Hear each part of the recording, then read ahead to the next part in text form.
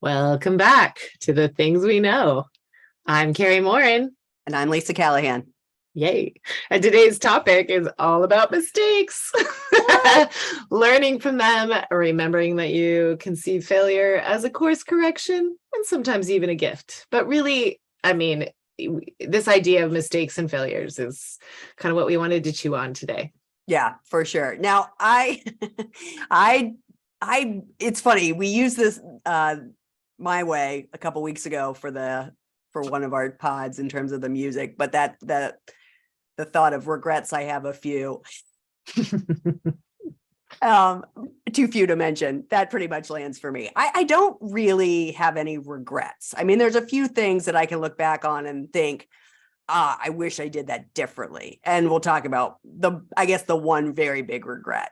There's definitely things I wish I had done differently in the past, but I am absolutely someone who believes everything happens as it should. In fact, if I can, I'll read my moon omens from the other day, because this sums it up in a nutshell for me. So this, I get this daily email from Moon Omens with a little mantra or a little affirmation. And this one said, I'm in the alignment with the ultimate truth. There are no coincidences in my life. Everything is happening for a reason, for my highest good. There are no unnecessary experiences in my life. Everything is meant to happen exactly how it should. I trust divine plan and divine order. And that's just me in a nutshell, quite frankly. Now, anybody who gets moon omens would have gotten that same one. But for me, I was like, that was written for me.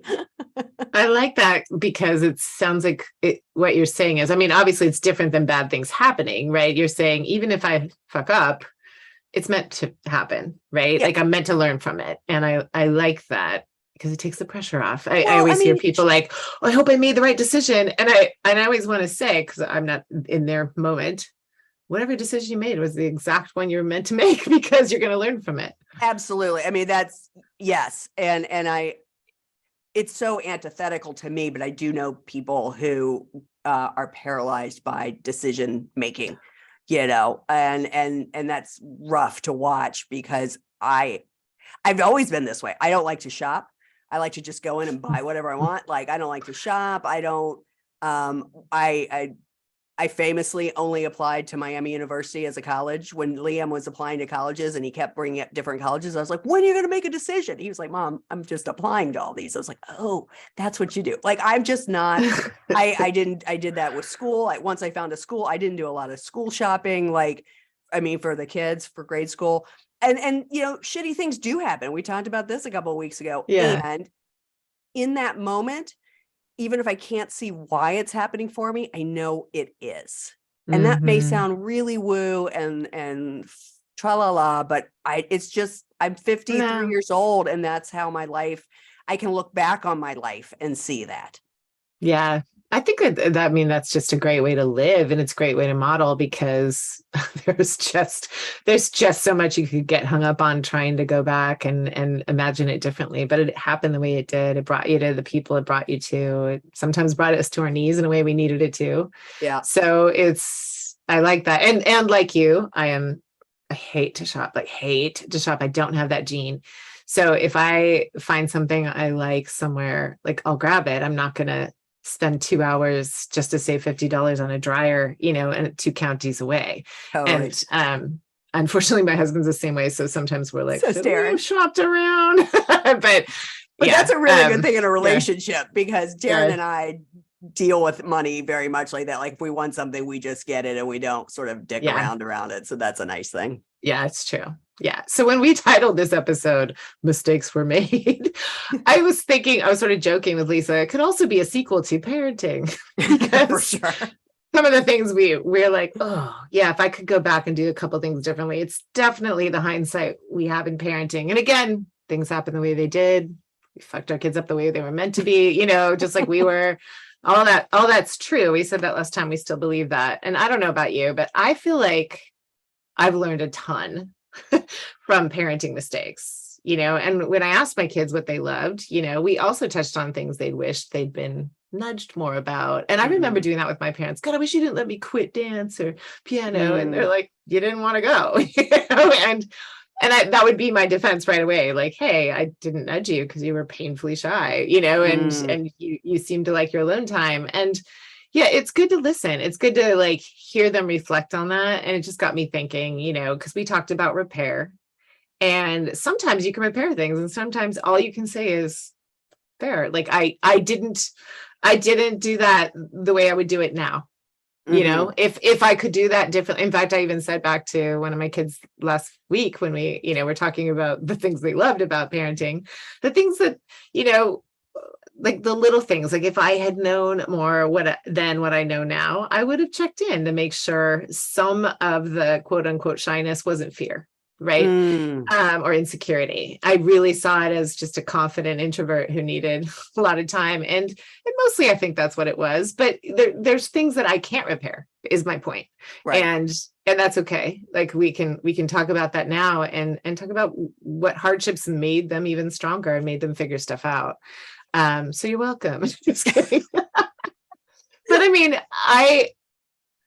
there's some decisions that definitely affected the way, like either the course of their life or the course of their life at the time, right? So I can think of three things. Like Miles, my youngest, didn't start school till he was 6. That wasn't such a big deal for Peter because he was an August birthday. But for Miles, it was kind of strange. And the school they went to, they have combined K and 1. So it made a little bit of sense for them to encourage us to do it that way. And it was somewhat controversial at the time. Even friends around me were like, you should push for him to be in it. But I also couldn't disagree that he was still kind of, wiggly. Right. And so it did benefit him to have an extra year, but he was never happy with that. Every year he was friends with the kids older than him. Every year he complained, wanted to leave. And we just kind of felt bad, and we would advocate, and they would say, yeah, he's, like, I could see that he's on the years that he's the older end. We can see how he's really more mature, but he's quite a good leader. But on the years that he's the younger end, he's exactly in the right spot. Oh, that's interesting. And we got to the point where we're like, fine, you're, when Griffin was about to graduate from this K through 8, we're like, you can transfer. And finally he was like, no, I love it here. And in the end, we lucked out, because if he had been in that class ahead, he would have started high school online, during COVID. So in the end, we sort of lucked out, and he's really glad it went the way it did. But we had many, many, many years where we felt like we were paying for it, and wished everything happens as it should, even when you don't know why. Right. I mean, and the other two, they don't have as happy of an ending. But I mean, one is kind of minor now because it really isn't affecting anything. But Peter was a baseball player, and at some point he probably should have advanced to what's called minor leagues to, get some better, some more intense coaching. And he decided to stay down in this like farm ball league with Griffin, where Brendan was coaching. And I think it was because he was probably afraid. And that's probably exactly where one of those places where we could have and should have boosted him, because it would have made a big, big difference on the coaching and the teams he had access to. And I don't want to go into explaining that because it really doesn't matter. But we look back at that. I don't even know if he'd agree with that, but I look back and think that's an example of where we're like, cool, it's convenient for us. They're on the same team, and he wants this. Like, it didn't even seem like a decision, but it is a decision we overlooked. And with Griffin, it's like, yeah, at some point, different decisions around meds, like really could be like the domino effect of where we are now with some things not going well in his epilepsy. So again, like these are things I could perseverate over. I don't. Just for the sake of this pod, I'm thinking, oh yeah, those are things I would go back to. And luckily, I'm not someone who dwells on that. I'm always like, what can we do now?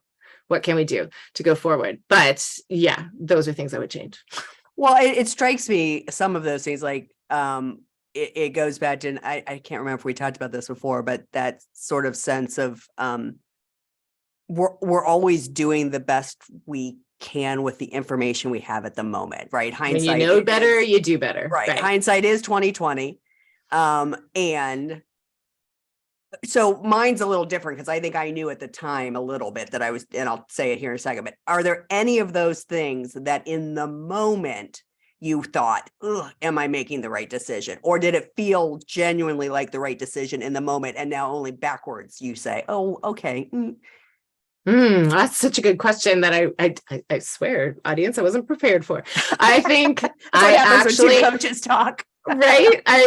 that's interesting because as somebody who's, obviously devoted to this kind of self exploration, I think I know, actually, I don't think that I was conflicted at the time. And if I knew then what I knew now, I would have listened to that better.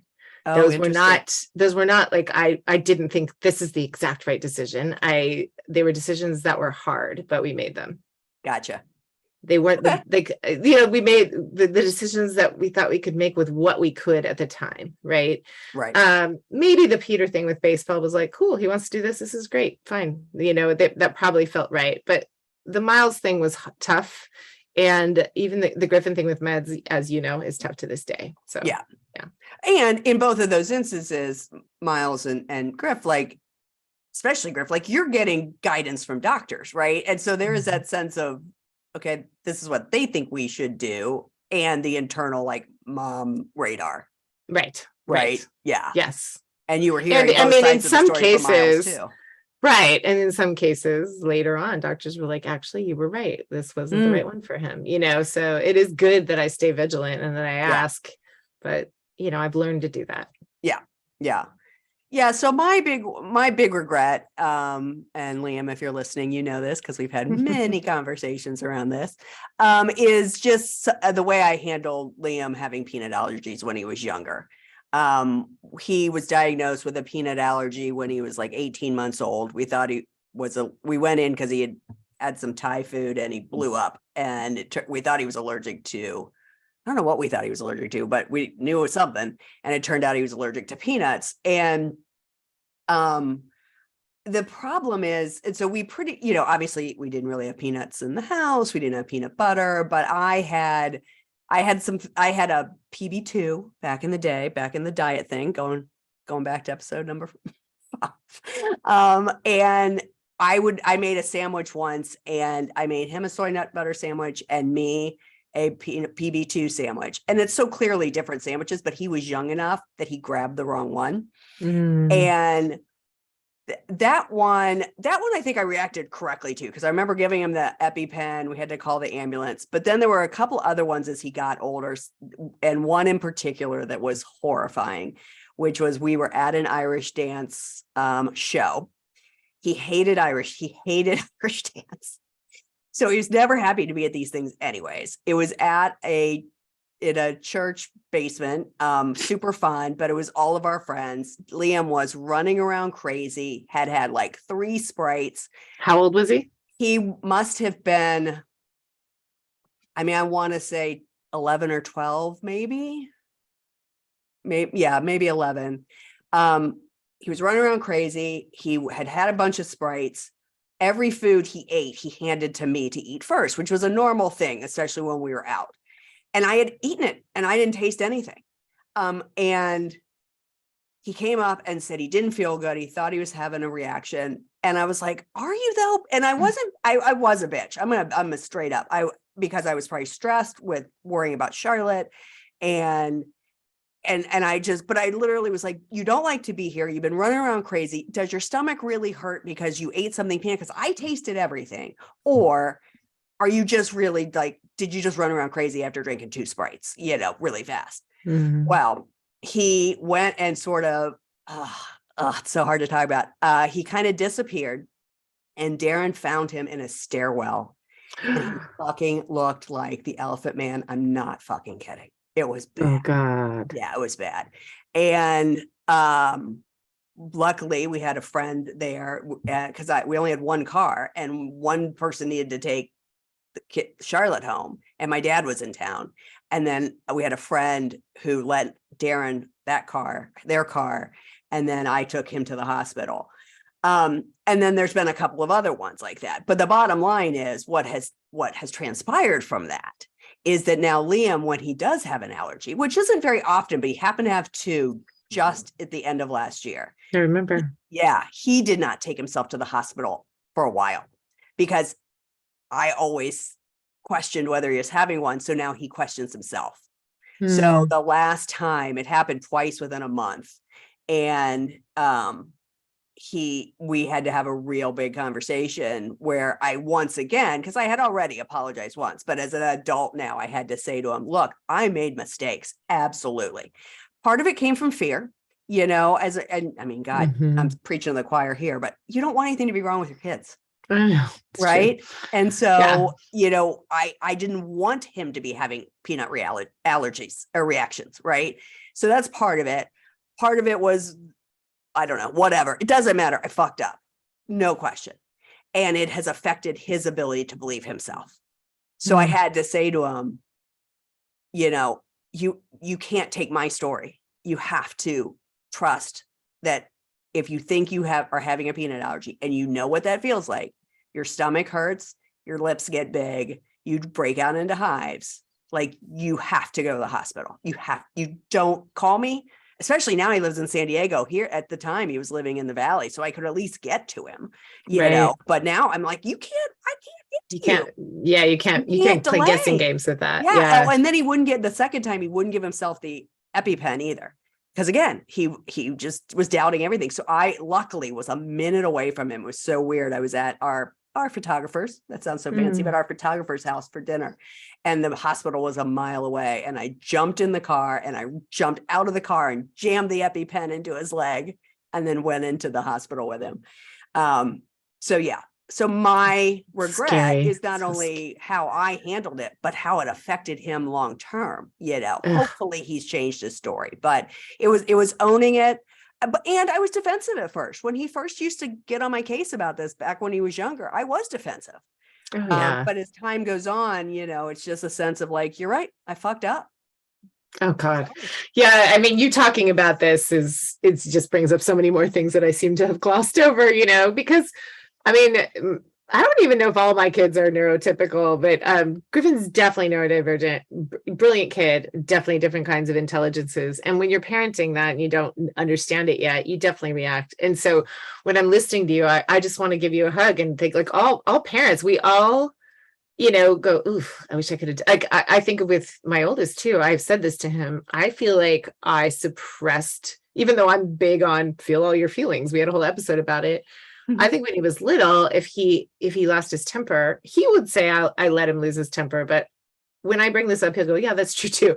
I feel like I suppressed it sometimes to where he thought like he had to hold it inside. And I've worked really hard since to, kind of pull that out. Same thing with, when you can see a mistake of trying to get your kids to cooperate and be polite, sometimes you turn them into pleasers. And so when when you know better, you do better. Like, I work hard now at saying, is that what you want to do? Right. Like, please don't say yes to so-and-so just because you think you'll disappoint them. And so there's a lot. I mean, I could just fill buckets of mistakes, but it's also what got us all closer. And, kind of, I mean, and these are like parenting mistakes we're talking about. And there's huge mistakes people make in life. And like, they think everything's over. We live in a cancel culture, right? And Right.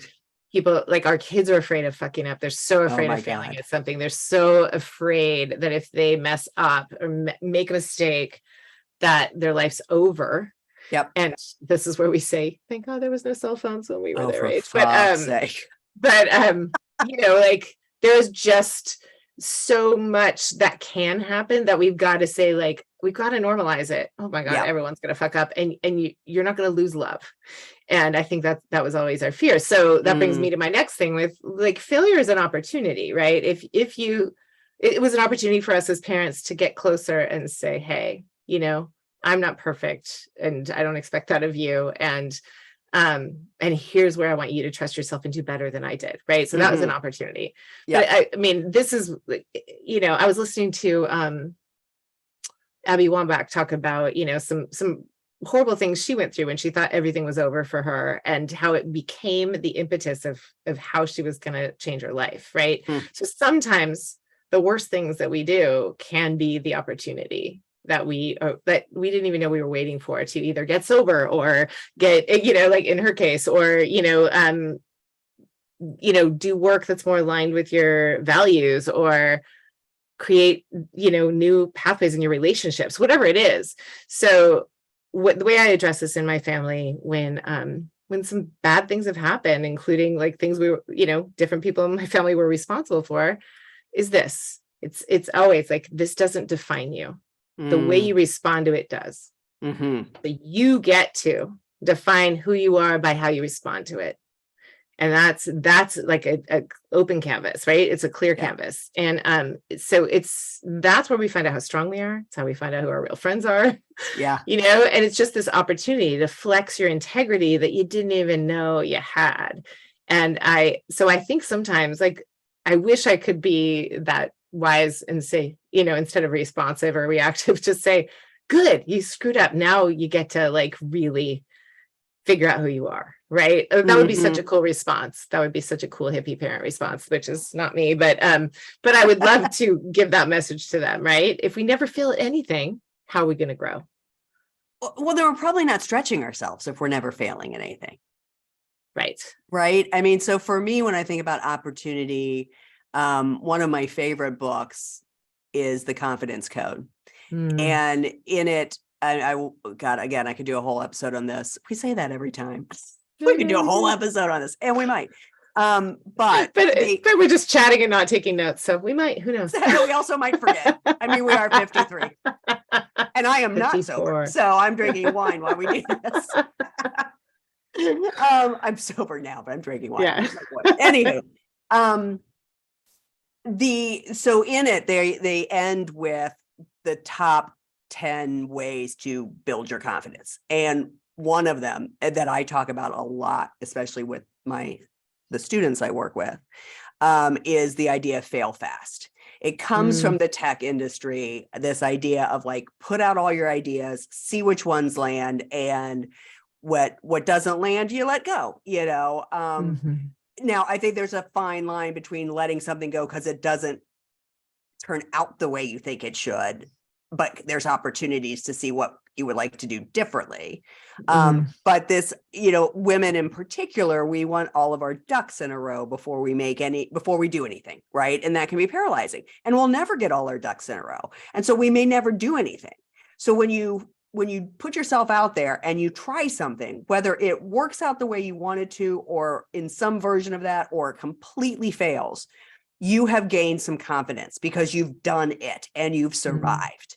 And that's where that fear comes in, right? Is if you think, I don't want to do this unless I know everything's going to be perfect. Well, no such thing. And you may never launch, and I don't mean a business. I'm just saying launch whatever you want to do, right? Like going to a new exercise class and you think, oh, but I don't know the steps. Well, guess what? You're never going to know the steps of an exercise class unless you go. And yes, are you going to go left when everybody goes right? Absolutely. But at the end, you'll know. And you will feel good about yourself because you tried something new. No, that's a really good point. I mean, that which leads me to like mistakes are our teachers. Like I have always said some of the worst bosses like taught me more than anything, right? Like you learn a lot from bad examples. You learn a lot from your own mistakes. So I think we both agree. We don't fail. We win or we learn. Mistakes are our teachers, and like this is all meant to happen. And parents, like if I'm really doing the best job I can, I really try to get out of the way so that they can make those mistakes. There are times where I step in and I prevent it, and then later think, oh, they didn't really learn, right? So when I'm remembering, it's like, this is on you. Go fuck that up. Yeah, like this is you do you. This is gonna, and right down to the like, why was I struggling about them wearing jackets on a cold day? They will figure that out. Yes. Like yep. That will be painful. I found this quote about mistakes being the teachers by Monish. I don't know how to pronounce this, but I'm going to say Pabrai. Monish Pabrai. Mistakes are the best teachers. One does not learn from success. It is desirable to learn vicariously from other people's failures, but it gets much more firmly seared in when they are your own. So true. I do like learning. Being the youngest, I loved saying like, "Ooh, I'm just learning so much from, their trial and errors." And then I could figure things out. But it's true that I didn't learn my biggest life lessons until they were my own mistakes. Absolutely. Yeah. No question. I do think that I I think of the times that I've made a mistake that's more that's not as deep as the Liam mistake, right? Like if it's a mistake at work, or I choose something in building my business or whatever, and I think, oh, well that didn't work out, or oops, I definitely screwed that up. I almost immediately my mind goes to, well, I'll never do that again, because it is seared. There's a little bit of humility. There's a little bit of like, Well, ouchiness. Yep. Nope. Right. And I won't make that mistake again. I mean, it really is amazing. And I think the opposite of it is when we succeed, our human nature is not really to focus on the success, right? And so we are much more apt to think about all the things we did wrong than all the things we did right. And so the opposite of that for me, that again, I really, really try to work with when I'm talking to my clients or students, is celebrating when you have a win, because that's how you integrate that. The failures are already integrated, like they just burrow right in there. And what can you learn from it? So we both learned this, like the self-assessment of what went well, what would we like to see more of the next time, right? Because what you pay attention to is what will grow. Right. So if you keep thinking about, I did this wrong, I did this wrong, I did this wrong, that's all you're going to ever see. And you're going to crawl in bed. 100%, which is, again, feel your feelings. Again, it's okay. So it's fine. Crawl in bed, but then you're going to have to crawl out at some point. Yeah. I like this other quote you gave us, which is Napoleon Hill. Most great people have attained their greatest success just one step beyond their greatest failure. It reminds me, I was in my networking a couple days ago, and they were telling a story. Our opening question was around what was your greatest advice, and one of the women said the story of the gold prospector who came out here. This apparently is a true story. Came out to California, hit gold, and was like, great, like dug it a little bit, and then like left. And the next people came and kept digging, and it was like the biggest gold ever in the United States, but he stopped. So this idea of just one step beyond your greatest failure, he probably didn't think he failed because he had a little bit of gold, but like if he had just kept going, he would have had a bunch. There's that cartoon where there's like somebody walking away with their pickaxe, and like there's all this stuff on the other side. Yeah. Oh yeah. Yeah. To keep failing until you strike gold is such a good image. I like that. Yeah. Keep failing till you strike gold. That's a writer downer. I like that. I do too. Oh my gosh. And we don't want to make mistakes, right? Like, I mean, the reality of it is it's not fun. It's not fun when, I mean, again, I think about the Liam thing and it hurts every time. I haven't told that story in a while, especially to somebody else. Liam and I've talked about it, and it's the worst. But how do you avoid it? I mean, you can't avoid making mistakes, but I think there's things you can put into place to try to mitigate that, right? So for me, it is about developing relationships, so I really like to think if I've built enough goodwill with any given human, if I fuck up, they're going to forgive me. And I'm also going to own it because I've got a relationship that is more important than being defensive about whatever I fucked up. I mean, I'm a big fan of just being like, you're right, I screwed that up, because it doesn't, why argue, if you've clearly made the mistake. So it's sort of asking questions, paying attention, being able to understand the other person's perspective. There's this thought process around appreciative communication, which is every human being's experience is true, whether I agree with it or not. And so I have to sometimes set aside. So this is sort of, again, going back to like, yep, you're right, I screwed up, because it doesn't matter whether I have reasons or excuses. Their perception is, and their experience is, I fucked up. Totally fair, and then we can maybe we can come back and discuss why I did what I did or whatever. But wow, that's good. Yeah. I also suck at that sometimes, because in the heat of the moment, I will suck at it. Darren has very forthrightly pointed that out to me, where I don't do that. And he's right. And again, he's right. He's not wrong. In the heat of the moment, it's hard. And so I think, to me, again, the key is the relationship building. because then when I screw up, I can ask for forgiveness. And I think that goes into like tools. Ideally, like we all learn to say, I need some space so that I can come back and, address this. But that doesn't always happen. Not in my crowded house anyway. I love crowded house. Me too. We'll have to find a song. Yeah. I mean, just to kind of reiterate what you said, I do believe everything's meant for us. Like I remember somebody saying to me, God, I hope he didn't, she was so worried about her son. I hope he didn't choose the wrong college. This is really big one. He's so shy. And I remember going, there's no way he could have, because even if he hates it, it's a learning experience that's telling him more about who he is and what he doesn't like and what he does like. And so it's going to propel him into the next great place that, will be a better fit. And that's actually better luck than someone who just kind of went off, and just chose something. So there's no wrong place. There could be unpleasant situations, but everything is happening for you to teach you more about yourself if you're paying attention, right? And as far as avoiding it, yeah, for me, I mean, of course, I never want to do harm, right? The first do no harm thing.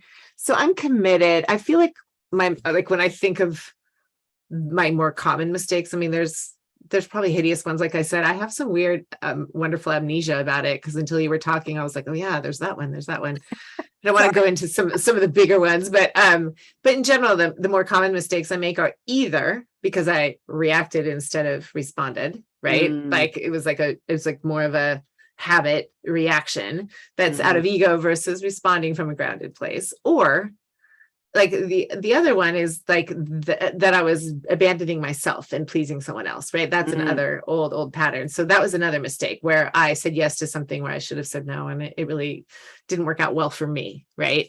But it didn't affect anyone else, right? But like, how do you own it with yourself when you make those kind of mistakes is also a big piece. So how do you?